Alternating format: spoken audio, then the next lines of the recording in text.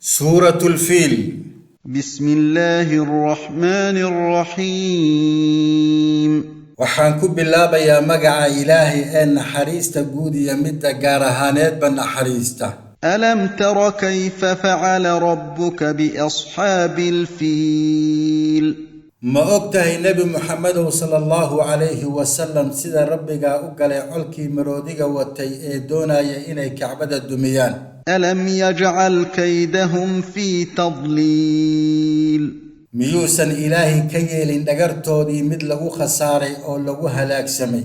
وأرسل عليهم طيرا أبابيل؟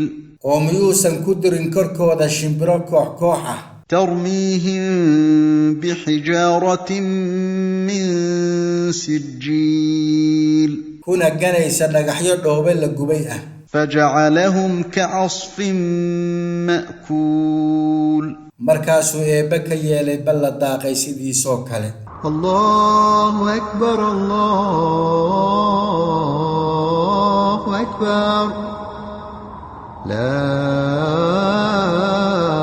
إله إلا الله. سورة الفيل ومكية 5 آيات ayayna ka kooban tahay waana suuradda 105 ee Qur'aanka Kariimka ah. suuratul fiil waxay ka warramay arrin dhacday nabiga dhalashadiisii wax yar ka hor sallallahu alayhi wa sallam taasoo ah in gaal xabashi ah ka soo duulay Yemen si uu dumiyo Kacbada sharafta leh. markuu Maka ku soo dhawaaday ayaa eebbe ku sii daayay shimbiro dhagaxyo ku tuuri colkiina sidaas ayuu ku jabay.